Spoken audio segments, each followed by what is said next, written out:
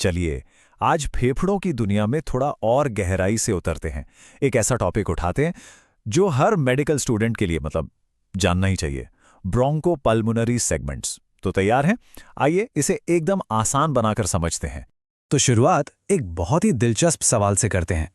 कभी सोचा है कि कोई सर्जन फेफड़े का सिर्फ एक छोटा सा बीमार हिस्सा कैसे काटकर निकाल देता है? और कमाल की बात यह है कि बाकी का फेफड़ा एकदम बढ़िया काम करता रहता है, मानो कुछ हुआ ही ना हो। ये किसी जादू जैसा लगता है ना? पर असल में इसका जवाब कोई जादू नहीं, बल्कि हमारे फेफड़ों के शानदार डिजाइन में ही छिपा है। और उस सवाल का जवाब ये रहा, ब्रोंकोपल्मोनरी सेगमेंट। अब ये क्या है? इसे ऐसे समझिए कि ये फेफड़े की एक फंक्शनली इंडिपेंडेंट यूनिट है, मतलब एक आत्मनिर्भर इकाई। अगर पूरा फेफड़ा एक बड़ी सी बिल्डिंग है तो ये सेगमेंट्स उस बिल्डिंग के अलग अलग अपार्टमेंट्स हैं। हर अपार्टमेंट का अपना दरवाजा है, अपनी एयर सप्लाई, अपनी ब्लड सप्लाई, सब कुछ अलग। वो पड़ोस वाले फ्लैट पर बिल्कुल भी निर्भर नहीं है। अच्छा, तो क्या बात इसे इतना खास बनाती है? देखिए, हर सेगमेंट अपने आप में एक छोटी सी दुनिया है। इसका शेप पिरामिड जैसा होता है। इसकी अपनी खुद की एयर पाइप है, मतलब एक सेगमेंटल ब्रोंकस, और अपनी ही एक ब्लड वेसल, मतलब पल्मोनरी आर्टरी की एक ब्रांच। और सबसे ज़रूरी बात क्या है? यही कि इसे सर्जरी से आराम से निकाला जा सकता है और आसपास के सेगमेंट्स को कोई फर्क ही नहीं पड़ता। यही तो है इसकी असली आज़ादी। ठीक है, तो अब थ्योरी से प्रैक्टिकल पर आते हैं। चलिए, सबसे पहले दाहिने फेफड़े को जूम इन करके देखते हैं। याद रखिए, इसमें पूरे 10 सेगमेंट्स होते हैं। इसे एक मैप की तरह सोचिए और हम आज इस मैप के हर एक हिस्से को जानने वाले हैं। अब 10 सेगमेंट्स, इन्हें याद कैसे रखा जाए? इसके लिए हमारे सबसे अच्छे दोस्त हैं निमोनिक्स। तो चलिए एक एक करके इन्हें डिकोड करते हैं। सबसे पहले अपर लोब। इसके लिए याद रखिए APA, एपिकल, पोस्टीरियर, एंटीरियर। आसान है। फिर आता है मिडिल लोब। ये तो और भी आसान है, LM, लैटरल, मीडियल। और आखिर में लोअर लोब।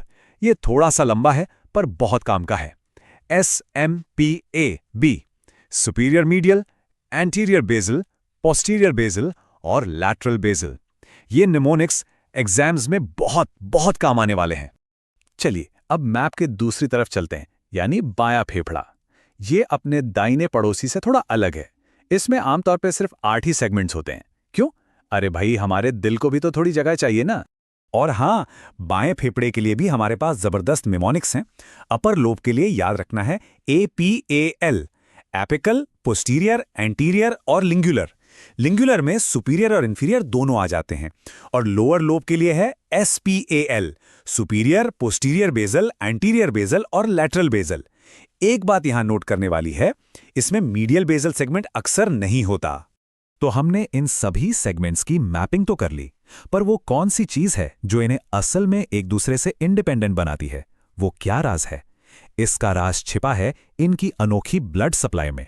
तो यहां पर सबसे जरूरी कॉन्सेप्ट को पकड़ना है। देखिए, जो पल्मोनरी आर्टरी है वो ब्रोंकस के साथ साथ सेगमेंट के ठीक बीचों बीच चलती है, और वो सिर्फ उसी एक सेगमेंट को ब्लड सप्लाई करती है। लेकिन जो पल्मोनरी वेन्स हैं, जो खून को वापस लेकर जाती हैं, वो सेगमेंट्स के बीच की दीवारों में, मतलब सेप्टा में चलती हैं, और वो दो पड़ोसी सेगमेंट से एक साथ खून लेती हैं। ये जो अरेंजमेंट है ना, ये सर्जन्स के लिए एकदम क्लियर कट रोड मैप बना देता है कि कट कहां लगाना है। ठीक है, इतनी सारी एनाटॉमी पढ़ ली, पर सवाल यह है कि ये सब जानना इतना जरूरी क्यों है? क्योंकि ये सिर्फ किताबों की बातें नहीं है दोस्तों, ये ज्ञान सीधे मरीज के बेडसाइड तक काम आता है। चलिए देखते हैं कैसे। एक उदाहरण लेते हैं, सेगमेंटल निमोनिया। अब क्योंकि हर सेगमेंट एक बंद कमरे जैसा है, तो इन्फेक्शन अक्सर उसी एक सेगमेंट में ही कैद होकर रह जाता है, फैलता नहीं है। और ये जानने से हमें ठीक पता चल जाता है कि प्रॉब्लम है कहाँ, और इलाज को सीधे उसी जगह पर टारगेट किया जा सकता है। और लीजिए, हम वापस अपने पहले सवाल पर आ गए। सेगमेंटेक्टमी, ये वही कमाल की सर्जरी है जिसमें सिर्फ उस एक बीमार सेगमेंट को बाहर निकाल दिया जाता है और बाकी का पूरा स्वस्थ फेफड़ा बचा रहता है। और ये सब कुछ मुमकिन है तो सिर्फ और सिर्फ ब्रोंकोपल्मोनरी सेगमेंट्स की इसी शानदार एनाटॉमी की वजह से। और एक और दिलचस्प बात, कुछ बीमारियां ऐसी होती हैं जिन्हें कुछ खास सेगमेंट्स ही पसंद आते हैं, जैसे कि ब्रोंकेक्टिसिस, एक ऐसी हालत जिसमें एयरवेज परमानेंटली चौड़े हो जाते हैं। ये ज्यादातर लोअर लोब्स के सेगमेंट्स में ही देखने को मिलती है। एक और क्लासिक एग्जाम्पल है एस्पिरेशन निमोनिया।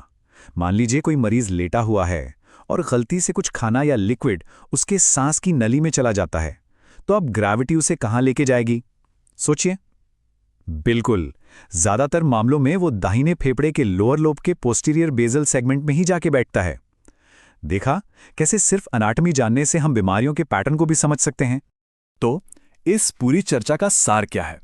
अगर सिर्फ एक लाइन में सब कुछ समेटना हो तो वो ये है, ब्रोंकोपल्मोनरी सेगमेंट्स फेफड़े की सिर्फ बनावट का हिस्सा नहीं है, बल्कि ये उसकी असल फंक्शनल और सर्जिकल यूनिट्स हैं। मतलब काम करने की और सर्जरी करने की सबसे बुनियादी इकाई। अगर इस पूरे डिस्कशन से सिर्फ एक बात याद रखनी हो तो बस यही है। और चाहते जाते एक सवाल छोड़ जाता हूं। आज हम सर्जरी से एक सेगमेंट को निकाल पा रहे हैं, कल क्या होगा? क्या हम सीधे एक खास बीमार सेगमेंट तक कोई दवा पहुंचा पाएंगे, या शायद जीन थेरेपी कर पाएंगे? देखिए, ये एनाटॉमी हमें सिर्फ आज की मेडिसिन समझने में मदद नहीं कर रही, ये आने वाले कल के इलाज की अनगिनत संभावनाओं के दरवाजे भी खोल रही है। जरा सोचिएगा इस बारे में।